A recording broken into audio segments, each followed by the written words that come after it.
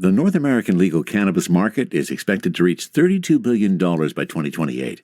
Unfortunately, recent cannabis stock market volatility has made it difficult for many investors to find opportunities to participate.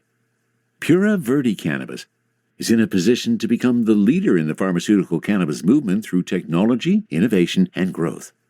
As one of Oklahoma's top private label manufacturers, Pura Verde is seeking investors to help them bring their A-game business model to other states. To learn more about investing in Pura Verde, their 13 private label brands, and the advantage of being located in Oklahoma, go to puraverdecannabis.com/investors. This is not financial advice. Before making any investment purchases, we strongly recommend that you consult with your own financial or investment advisor. From a studio high above the clouds of the Okanagan Valley, this is the Cannabis Podcast. Exploring the world of Canadian cannabis culture, one toke at a time. Now, here's your host and bud tender, Gary Johnston. And let me welcome you back to the Cannabis Podcast. This is episode 109. If this is your first visit, well, here's an especially warm welcome for you. We're going to feature, information about cannabis for the next 30 or 40 minutes or so. If that's what you're looking for, you came to the right place. Let me remind you, this program is intended for those 19 or older in your jurisdiction and is intended primarily for entertainment purposes. And you should always consume your cannabis responsibly. And I guess there's the occasional educational purpose that's served by the Cannabis Podcast as well, so let's not forget that. In episode 109, well, guess what? It's been 4 years now since cannabis has been legalized in Canada. It happened on October 17th, 2018. And now here we are, well into the end of October 2022, 4 years later. We're going to get a sense of how I feel about what's happened in the last 4 years. And in those 4 years, there's been a few things that have changed. And there's been a few things that have been pretty consistent. The thing that has been very consistent, the excise tax. I've got a couple of stories that talk about the excise tax from two different perspectives. One, that cannabis companies are way in deficit with paying their excise taxes, and it's being pointed out now by a group that says craft cannabis is going to die because of the excise taxes. So we have two perspectives on that. Plus, guess what? Another country is going to be legalizing recreational cannabis. Germany is coming on board. We're going to take a review of all of the countries and all of the areas around the world where cannabis is legalized. And while we're doing that, we're going to note where people are listening to the Cannabis Podcast all around the world. And of course, if this is the Cannabis Podcast, there must be a Cultivar Corner coming up. And that's something, again, local, very local. Valhalla Flwr in the Okanagan, and we are going to taste their delicious rainbow lava. That and more coming up on episode 109 of the Cannabis Podcast. And before we get too far in, let me thank a couple of longtime subscribers. Well, hi there, Furnace. And you hear the sound? You hear that sound?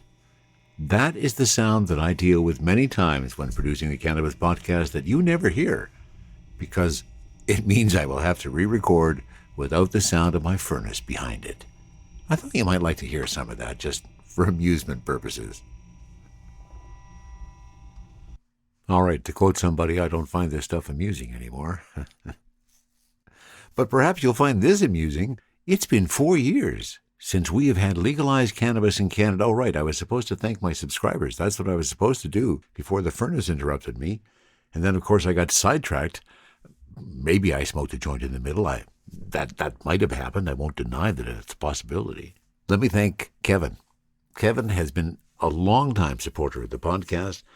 Really appreciate your support, Kevin, every single time, every single month. Thank you so much for being here, buddy. And Rob. Rob has bought me a bunch of doobies. Now he's a subscriber. Thanks so much, Rob. Appreciate you coming along for the ride and the fact that you support me in this. I really do.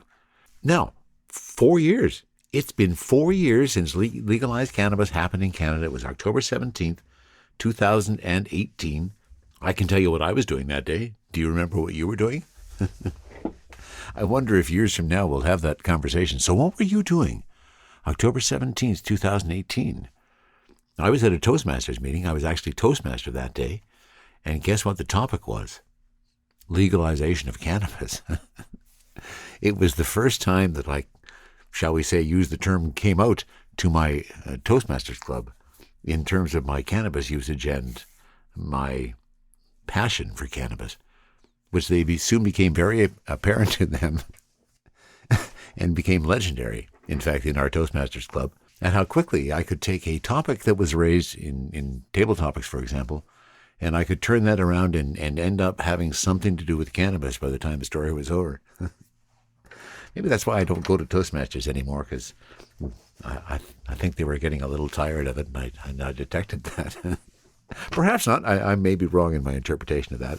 Okay, I digress a little bit.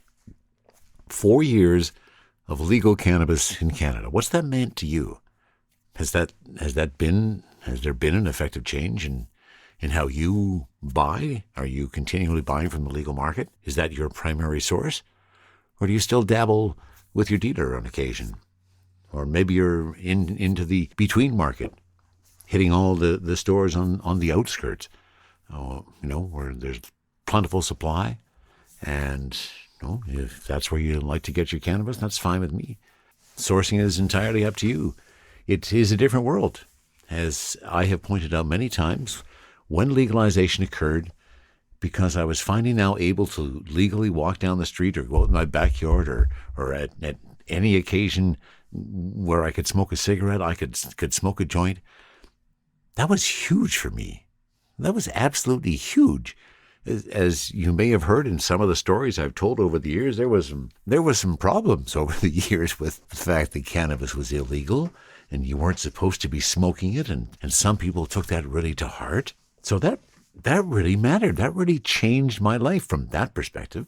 It also made me realize, again, that because I'm so passionate about what this plant has done for me and has done for my life and how I live my life and how I have seen it impact others, that I wanted to express that passion and share it with others, and that resulted in the birth of the Cannabis Podcast.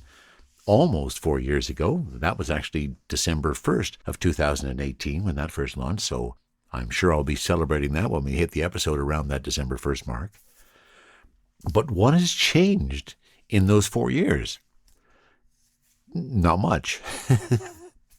We've been hoping, of course, for a review, and we're going to touch on a story a little bit later about that review and what some of the upcoming changes could perhaps be. But we've been waiting for that for a while because so many of the things, although we had legalization, we had the simple fact that we could legally possess cannabis and not worry about getting busted for it. There were still so many wacky things, like the 10 milligram limit for edibles, like the wacky equivalency for drinks. So you couldn't even buy a 6-pack of cannabis drinks because they were equivalent to what they considered to be more than 30 grams of dried cannabis. I mean, they were absolutely absurd. And remember in those early days, the dry cannabis? I talked about it on a couple of Cultivar Corners in those early days where you could pick up that bud and it would just crumble in your fingers into dust. Thank goodness those days are gone. I haven't seen any of that in the legal market for a long time. I'm sure there still is the occasional stuff that's been hanging around in somebody's warehouse for a while. That's still a problem in the legal market. We need to move things a little faster through it so we get quicker turnover from farm to processor to consumer. Some are accomplishing that. We are getting some weed that was packaged like in the last 2 weeks before it comes into the store. That's fabulous. So that's been a big change. And the other big change that I thought was really interesting is over the course of those 4 years, the THC. We've talked about it many times about how there is, and of course, because those of us who imbibe in cannabis are dependent on that THC level for the high that we're trying to achieve, we've all fallen under that, I think, a little twisted understanding that level of THC needs to continually rise to get the same effect. And, well, it's a debate that is ongoing. But I thought it was really interesting. I took a look back in episode 4. We did an Explain That Strain. That's what we called Cultivar Corner when we first started out. It was Broken Coast Galliano and the THC 18.6%. That's what we were starting out with back in 2018, 4 years ago. And what are we doing this episode in Cultivar Corner? We're going to feature a local flower that was done here in the Okanagan by a local company called Valhalla Flwr. It's called Rainbow Lava, and the THC on that is at 29.2%. Somewhere in the middle of that, let's say episode 46, I took a peek at that. Citizen Stash Mac 1 is what we did, and the THC was 22.3%. So we've gone from 18 to 29% in roughly 4 years. No, you're not thinking that, are you? That in another 4 years we're going to be at, with flower in the 39 to 40% THC range? It's not possible. Well, I don't know if it's biologically possible. It seems absurd. Another thing that is a lot different now than it was 4 years ago is our discussion of terpenes. It was in episode 3 or 4 that we introduced the concept of terpenes, so we knew that they were there, but we weren't keeping track. When you bought a pack of cannabis from a legal store back in October 17, 2018, there was no mention of terpenes on there whatsoever. It had the THC, it had the CBD listed, but terpenes, nothing, nada. And then, over the course of those 4 years, they started to show up. A label here, a label there, would now just have, say, here are the terpenes. No percentages initially, just identifying what the names of the terpenes were. And then slowly, the percentages started to creep in. And now here we are 4 years later, and on many packages now it's not only the THC that's being listed in percentage, it's also the terpene percentage, the total terpene percentage, and in many cases, the percentage of up to perhaps the 6 top terpenes in that particular lot. That's a lot of change. And it's great that many, many more LPs are starting to figure that out, that that's part of the game, giving us that information, letting us be the ones to decide what terpene profiles are the sweetest spot and provide that sweet spot for each of us. So that's been a huge change in the last few years. It has been 4 years since cannabis was legalized in Canada. Wow. It has certainly been a ride. There's still a stigma, of course, out there. Had a customer in last week, and I asked if he wanted a bag. He said, yeah, unfortunately my neighbors don't have the same opinion as I do. And that still sucks. Like the fact that we're still worried about people's opinion about whether we smoke cannabis or not still really bugs me. That's the biggest thing about stigma that just gets under my skin and just irks the crap out of me. That why do we care if someone else doesn't like the fact that we smoke cannabis? I know that's personal, and I know I shouldn't keep bringing it up, but it's in my nature, and that's just what I do. So there you are. We have completed 4 years of legal cannabis in Canada. Let's hope we get some changes. We know that some of these things have to change. Like, for example, again, the 10 milligram limit on edibles. I understand that for those who are just starting out, yeah, okay, that may work. But for the vast majority of cannabis users who have been cannabis users for a while, 10 milligrams just doesn't cut it. That's got to change. Now, what do companies do to get around that? This is where we find innovation in the cannabis industry. So the latest thing is lozenges. They can get over that 10-gram limit per package when we put them in lozenges, because in a lozenge package, now available, 10 milligrams per lozenge and 25 lozenges in the package, meaning the package has a content of 250 milligrams of THC. And that brings us to the ridiculous equivalencies to dried cannabis. In fact, today, even with some cannabis beverages, you cannot buy a 6-pack because that would be more than 30 grams of dried cannabis in their stupid equivalency rules. That's got to change. There's so much that has to change. And I guess one of the biggest things that has to change is the excise tax. And that's the subject of our next story. From the cannabis-infused studio in the clouds, this is the Cannabis Podcast. And we are going to newsfilecorp.com for a press release on our next story, which is pretty important if you care about cannabis in Canada. The cannabis industry leaders are calling for immediate government intervention to prevent systemic failure of small businesses and craft farms. Today, StandForCraft.com, in association with the Cannabis Council of Canada and the Canadian Chamber of Commerce, published their latest in a series of working papers demonstrating the need for immediate intervention in excise tax policy for Canadian cannabis. Even the most commercially successful and efficiently run farms cannot continue to operate in an environment which often federally taxes them in excess of 30% of monthly top-line revenues. No other consumer-facing industry in Canada is taxed to this extreme. Certainly none with a widespread and low-cost illicit competitor that does not bear the burdens of tax nor regulatory compliance.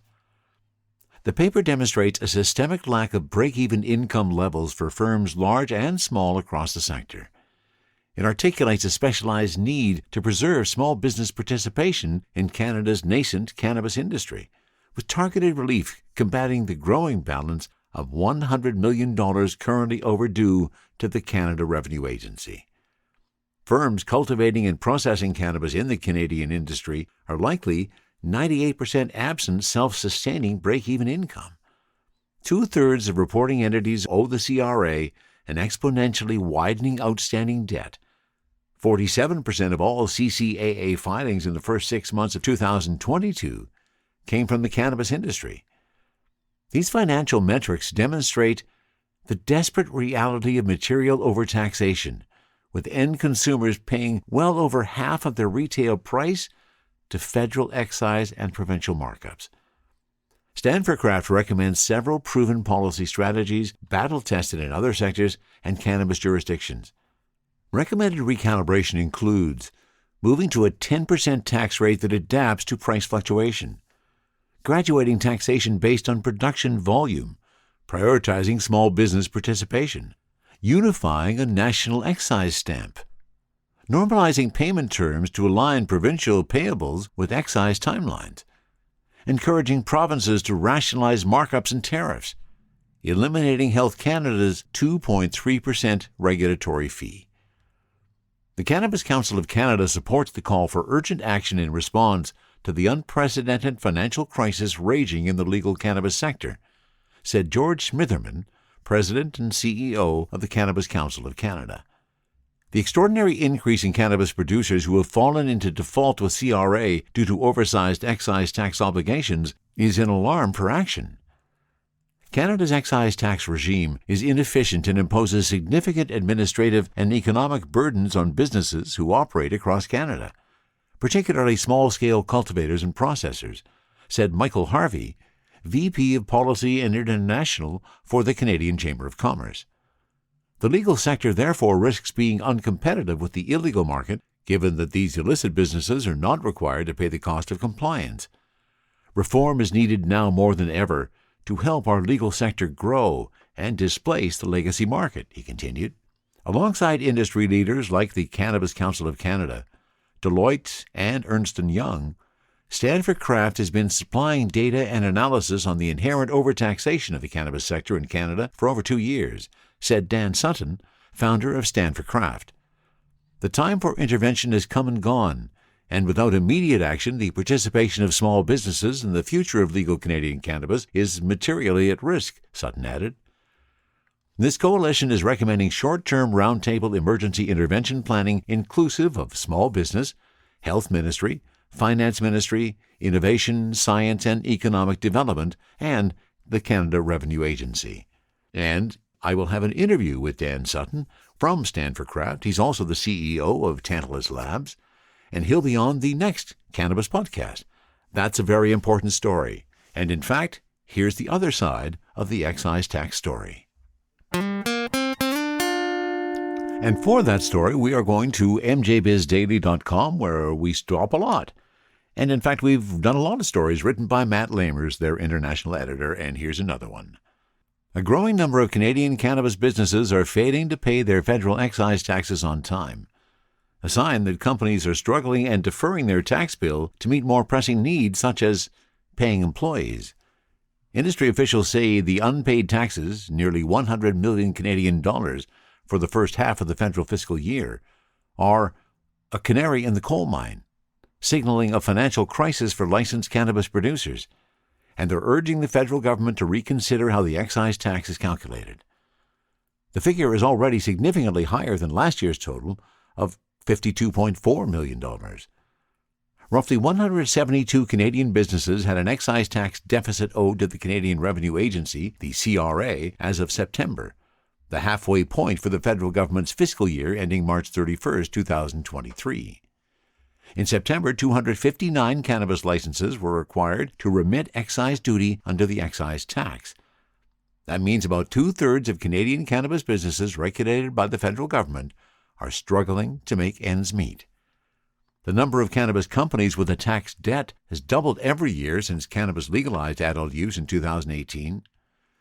As of March 2019, the figure stood at 12, rising to 33 in 2020, 68 in 2021, and 141 in March 2022. The CEO of Toronto-based cannabis producer Sensi Brands isn't surprised by the increase. When you factor price compression, excessive federal and provincial taxation, and provincial distribution fees, to name a few, there's not a lot of margin left, which is forcing licensed producers to prioritize their payables to stay afloat, said Anthony Giorgi, Sensi's chief executive. They're basically using their CRA excise tax as working capital. They'll need the working capital to keep running the company. Giorgi is on the board of the Cannabis Council of Canada, which is gathering industry leaders in Ottawa, Ontario, this week to mark the 4th anniversary of legalization and push for urgent change to ensure the financial viability of the sector. Canada's excise duty imposed on producers dried cannabis is either $1 per gram or 10% of the value of the gram, whichever is greater. Growing unpaid tax bills stem in part from the industry skating on thin financial ice, industry officials have said. They point to various factors on top of a high federal excise tax.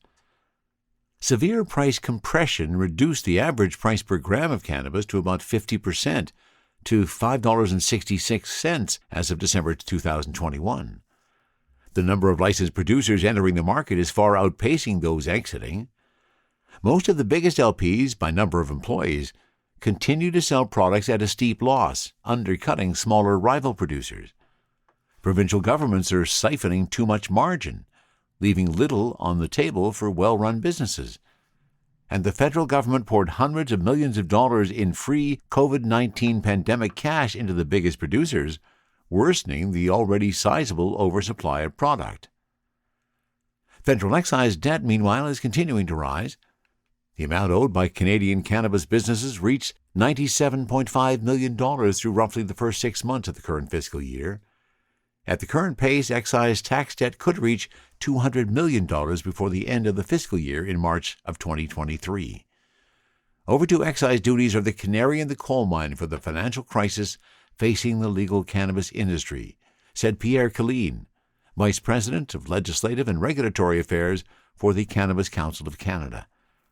Killeen said the data underscores the need for urgent action at the federal and provincial government level. The public health, safety, and economic gains of legalization are hanging in the balance, he said. Most of the CRA debt as of September belonged to cannabis companies based in Western Canada, consisting of Alberta, British Columbia, Manitoba, and Saskatchewan. 77 businesses in those provinces owed $57 million in overdue excise payments as of September. In Ontario, 62 businesses owed about half that amount, $28 million. And in Quebec, 14 companies had CRA debt worth $6 million, and 18 companies in Atlantic Canada, which consists of New Brunswick, Newfoundland, Nova Scotia, and Prince Edward Island, owed $5.5 million. Dan Sutton, CEO of British Columbia-based cannabis producer Tantalus Labs, called the excise burden extreme and in need of reform. This new data paints a very clear picture that the excise burden is so extreme on producers that they are forced to defer their excise taxes payable, he said in a phone interview. This is problematic because it's not just the limited liability corporation that's liable for excise due, it's also the directors and officers of the company. Sutton said personal liabilities for directors and officers now ranks in priority with keeping their businesses alive. It's my view that this is clearly indicative that excise policy is in need of recalibration in Canada, he said. Sutton suggested that if Canada's tax collector chose to aggressively pursue unpaid excise taxes, small craft businesses would disproportionately be pushed toward insolvency, whereas the survivors of those aggressive tactics would be the companies that have the largest amount of treasury resources, likely subsidized by public market investments, he said. Sensi's Giorgio said there's an imbalance between when the federal government expects to be paid its excise and when provincial wholesale buyers, namely the OCS, pay licensed producers. The CRA expects to be paid within 30 days, whereas the OCS, the largest purchaser of cannabis in the world, pays producers only once every 2 months. So if you're an LP doing a significant amount of business in Ontario, I would not be surprised if a lot of those businesses who are not paying excise are delaying payment until they receive their receivables, he said. There's a gap in payment terms between the federal government's expectations in receiving excise tax within 30 days and provincial distributors, specifically the Ontario Cannabis Store, that pays the LPs net 60 days for wholesale product, thereby putting added pressure on the LPs to finance working capital and more difficult to manage cash flow. And there are two stories that clearly demonstrate that the excise tax is in need of reform. And let me also remind you that we will have Dan Sutton, CEO of Tantalus Labs, and from standforcraft.com on the next episode of Cannabis Podcast, and I think that may be a rather lively conversation. If you're like a lot of cannabis executives I talk to, you know the struggle. Finding the right talent in this industry is not easy. Hiring in the cannabis industry is complicated, and the traditional jobs boards aren't going to tell you everything you need to know about a candidate. Are they badged? Are they reliable? Do they really know their stuff? That's why leaders at the top cannabis companies turn to Vankst. Vankst provides all the tools you need to make the right cannabis hires from one central intuitive dashboard. Whether you're looking for on-demand temporary employees or seasoned executives, Vankst is your one-stop shop to find qualified, ready-to-go workers that are the right fit for your company. Visit Vankst.com today. That's VANGST.com to learn more about Vankst gigs, vetted and marketplace products, and find out why we're proud to work in cannabis. THC, CBD, terpene profiles, what's in me? Oh, please explain to me. Cultivar Corner, Cultivar Corner, oh yeah. Cultivar Corner, please explain this stuff to me. We've returned to the Okanagan for Cultivar Corner today. And today we are featuring a product from Valhalla Flwr. Now that's FLWR, Valhalla. An Okanagan company, grows locally, and we are trying their Rainbow Lava today. And here's the first taste and smell. A Mylar bag, as so many are being distributed in these days, which I do still find a little difficult to get open. And he struggles in there, it's finally open. Oh, my. So, let me give you some details on this product. So this is Rainbow Lava from Valhalla Flwr. It's 3.5 grams. And let's talk about what I've got on this. The total THC is sitting at 29.2%. CBD is at 1.1%. And terpenes, 2.116% is the total terps. And I find that interesting because the label, this is Canada, right? Yes, of course it is. And the label on the front has my terpenes in English and my terpenes in French, as well as the specific terpenes. We got transcaryophyllene, farnesene, and beta-myrcene. Those are the three primary terpenes, but when you go to the website, and you'll find the link in the show notes, they show an awful lot of terpenes. In fact, the terpene analysis, now this one shows the total terpenes at 1.962% on the web. My package says 2.116%. But it shows an awful lot more terpenes. For example, farnesene, transcaryophyllene, beta-myrcene. Then we also had some limonene, some linalool, some alpha-humulene, some alpha-bisabolol, some terpineol, some beta-pinene, and I can't read the last one. So a lot more. Now let's make that determination that, in fact, I got my 3.5 grams of weed like I am supposed to get. And let's just make that determination here. Let's take a look at some of these buds that are in here. Oh, there's a nice one. Oh, beauty. So the first bud I pull out, 2.16. Second bud takes that up to 3.57. And that's it. Wow. 2 buds. So needless to say, they are fairly substantive buds. I took a little bit of the shake, and when I say shake, I'm talking about maybe 2 little pieces of leaf. Pretty good buds. Let's get the jeweler's loupe and take a look at what we discover under some of these buds. So 2 substantial, okay, no, I'm sorry, there's 3. 2 fairly big ones, and then 1 little tiny bud that kind of sits in the bottom of it. And I'm going to pull out the big guy, and let's take a look. So here's the description of what we have with Rainbow Lava. A one-of-a-kind hybrid strain made by crossing Rainbow Kush with Jungle Lava.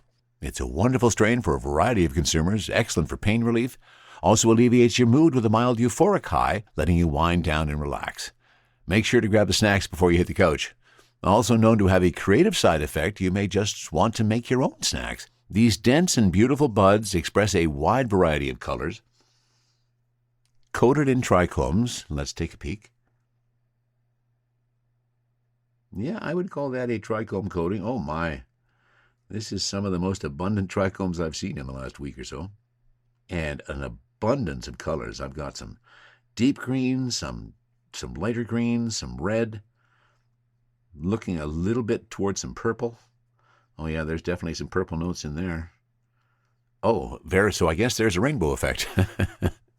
It carries a sweet, fruity smell with the undertones of a woody clove-like aroma, containing flavors best described as spicy or peppery. This is truly a strain that will ignite all of your senses, and my senses have been ignited just from looking at this strain so far. Again, delightful array of trichomes on that. Holding up one of those buds, give it a bit of a squeeze because I got to prepare some for smoking. Oh, my. When that comes out, you really get those fruity aromas. Which I'm convinced that the fruity aromas are often coming from that farnesene. At least that has been my experience of where we're getting some of those fruity notes. Oh, my. I am impressed with how this smells. Oh, and very nice. Like they're tight buds, but they're not super tight. I had some the other day that was just super, super tight, and you think, how the heck do they get those nugs so nuggy? A line I'm getting known for. It's time that we tried some of this Valhalla Flwr Rainbow Lava. The Crafty Plus is ready to go. The joint is ready to go, so here we go.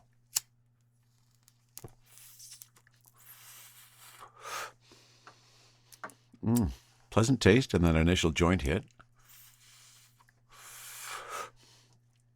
As usual, I don't pick up a lot of those fruity notes when I'm smoking it from the joint, but it is nice and smooth. Watch that ash develop. Nice white ash, not seeing any black. The ash falls off nicely. Now let's see what it tastes like with the Crafty Plus. And there are those fruity notes we were talking about earlier. Oh, really nice. In fact, this is pretty close to literally what they were talking about before. When I talk about the taste notes, sweet, fruity smell, undertones of a woody clove-like aroma.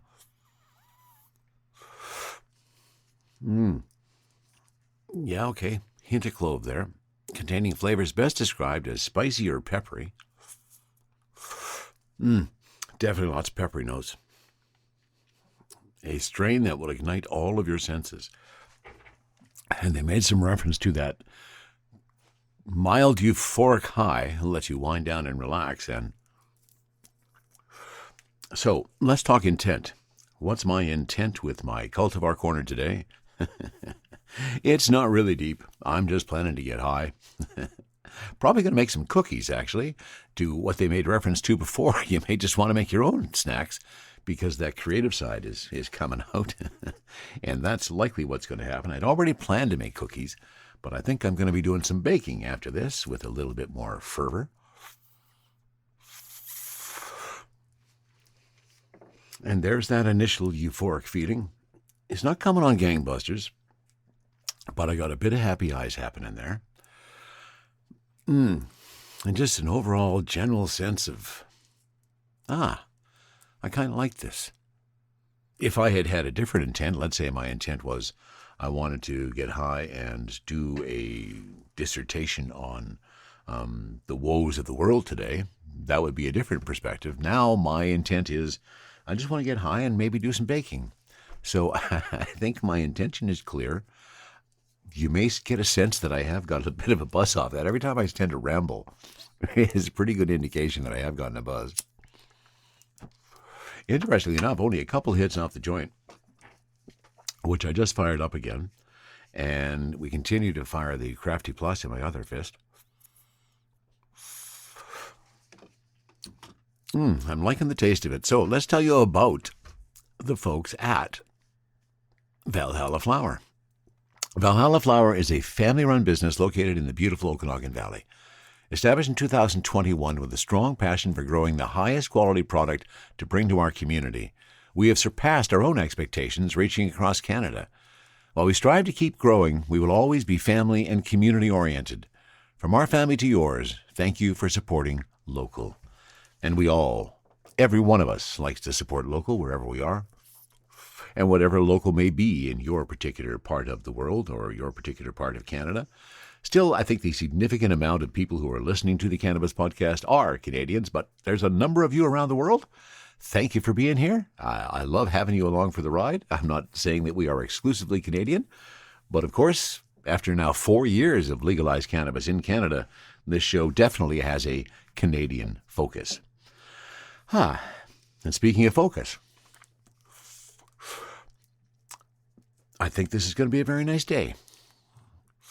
Now, the THC on this guy was sitting at 29.2%. And there's a lot of THCs in that 29.2% or that 29% range these days. And now she's coming along a little stronger for me, getting into more of that euphoria. I love the general feeling it gives me. And I know I'm not supposed to say this, but I love being high. I just do. Yes, it doesn't mean that I'm thinking enough about other things in my life, but right now, all I'm concerned about is whether or not I'm getting high, and I am. Valhalla Flwr, rainbow lava, very, very colorful buds, lots of diversity of color in that. Get yourself a jeweler's loupe, take a look at that flower. You will see the abundance of trichome fields inside of that. Nice taste, smooth smoke, and a pretty good high. Valhalla Flwr, I like to promote local. And as I am wont to do sometimes after turning the recorder off and then letting the cannabis roll around in my brain for a little while, as it connects with my CB1 receptors in my brain and spinal cord, it's giving me some fairly significant euphoria and some pretty laid-back feelings. I'm really liking this. I think this is going to be adding to my creativity for the day, adding to my enjoyment for the day. Maybe I'm going to make some cookies. Maybe we'll do some geocaching too, because that's kind of fun. So, update. I am liking the Valhalla Flwr Rainbow Lava. For me right now, it's looking like it's a pretty good daytime smoke as well. Of course, your experience with cannabis will be unique to you. Exploring the world of Canadian cannabis culture, one toke at a time. This is the Cannabis Podcast. And I thought it was kind of appropriate since we are celebrating the fact that cannabis has been legal in Canada for 4 years now. Where else in the world is it legal? And is there any other place where it is as legal as it is here? I wanted to know. Inquiring minds wanted to know. Well, this is a story from THCaffiliates.com. Their tagline is "The business of cannabis Where in the world is weed legal? Which countries and states have legalized recreational marijuana, and which are the most likely to do so in the near future? Recreational cannabis use is legal and regulated in Uruguay in 2013 and Canada 2018. There are also many countries where cannabis use has been decriminalized, such as Jamaica, South Africa, Georgia, Mexico, and the Netherlands. Cannabis laws are rapidly changing. In the United States, cannabis is still illegal at the federal level, but many individual states have passed recreational marijuana laws. Recreational cannabis use is legal in 19 states: Alaska, Arizona, California, Colorado, Connecticut, Illinois, Maine, Massachusetts, Michigan, Montana, New Jersey, New Mexico, New York, Nevada, Oregon, Rhode Island, Vermont, Virginia, and Washington, plus D.C., the Northern Mariana Islands, and Guam. Of course, Canada, as we well are aware, recreational use of marijuana has been legal in Canada since October 17, 2018, when it was signed into legislation under the Trudeau government. The Cannabis Act is the national legal framework of Canadian cannabis regulations for consuming, growing, producing, while the individual provinces and municipalities control retail and local bylaws. Canada and CBD products. Something important to note about Canada versus the U.S. is that CBD products are regulated strictly in Canada, more like medicine versus in the United States. In the U.S., celebrities like Tommy Chong and Martha Stewart had their own CBD brands, and you can buy every form of CBD imaginable from corner stores. But in Canada, of course, CBD products are only available from licensed dispensaries and much rarer overall. Also, Canada has much stricter cannabis advertising and marketing guidelines. No celebrity endorsements, no logos, no making any cannabis products seem cool. Canada's tobacco marketing laws are also very strict. Uruguay was the first country to fully legalize recreational cannabis use. President José Mujica signed legislation that legalized recreational cannabis in December 2013. Jamaica is commonly associated with marijuana, but the country didn't decriminalize weed until 2015. Although cannabis is still illegal, possession under 2 ounces for personal use is decriminalized, though small fines might be issued. European countries have varying laws concerning marijuana. In the Netherlands, people have been selling marijuana in coffee shops since the 1970s. Marijuana use is decriminalized, but citizens must not cause a disturbance while under the influence. Interesting twist. And businesses cannot sell more than 5 grams of marijuana to a customer at a time. Speaking of bizarre twists. Marijuana laws are relaxed in Portugal, and those who are charged with marijuana possession more than once will likely receive rehab instead of jail time. In Spain, individuals cannot use marijuana in public without being fined. Most people in Spain who use marijuana do so privately and have formed social clubs as a way to avoid using marijuana in public. France has strict but changing marijuana laws. People who are caught consuming marijuana could receive spot fines, might be required to take a drug awareness class, and could spend up to a year in prison, though jail time is rare. However, France is also piloting a medical cannabis program, giving patients free marijuana starting in March of 2021. And of course, what countries are coming next? Well, it was just announced just this last week that Germany is proceeding with making recreational cannabis legal in their country. Switzerland, since 2012, possession of 10 grams or less has been decriminalized, and in recent years they've been making strides towards more robust legalization. Mexico, as of June 2021, cannabis is legal for private recreational use in Mexico. And while cannabis is illegal in the United Kingdom, medical cannabis has had growing support in the UK over the last decade. Medical use with licensing has been permitted since November of 2018. And as we look around the world and we see where cannabis is legal and where it isn't, I thought it was also interesting time to take a peek at some of the data I get in regards to the Cannabis podcast. And let me say thanks to people who are listening in, and this is in the top 10 from number 10 to number 1. The State of Israel, thanks for being here. The Republic of France, And now we know a little bit about the French laws in regards to cannabis. Ukraine. Wow. I am so sorry you are going through what you are going through right now. I'm hoping that maybe smoking a joint can at least make you forget about the horror of the war for a little bit.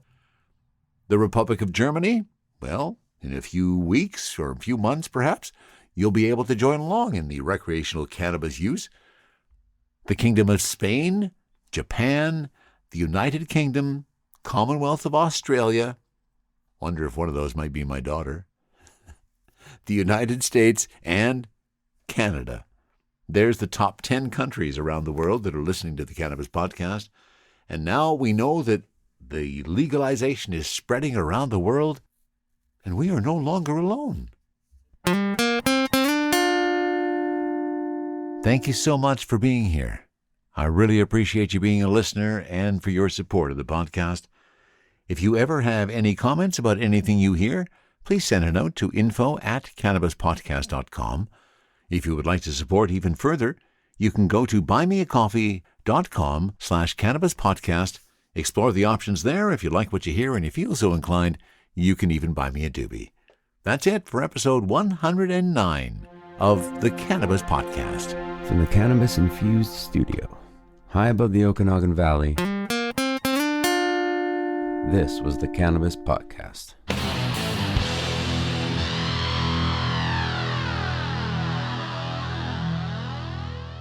Thanks for listening to today's show.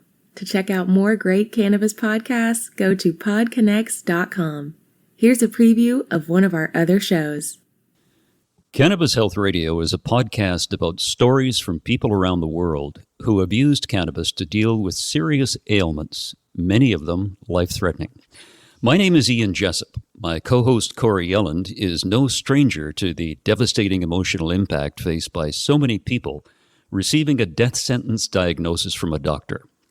Told she only had months to live with anal canal cancer, Corey researched and immediately began using cannabis oil to eliminate her cancer and has been cancer-free for more than a decade. She told herself that if it worked, she would spend the rest of her life helping others, which she does tirelessly every day. When you listen to our podcast, you'll hear many stories like Corey's, along with others who have used cannabis oil for many more ailments besides cancer, such as chronic pain, PTSD, MS, and many, many more. As one of our guests said, "Your podcast gave me the confidence to save my own life." We regularly get messages from listeners who have heard our podcast and use cannabis to solve a serious health issue of their own or that of a loved one. We hope you listen to these stories and be as inspired and moved as we are with each and every episode.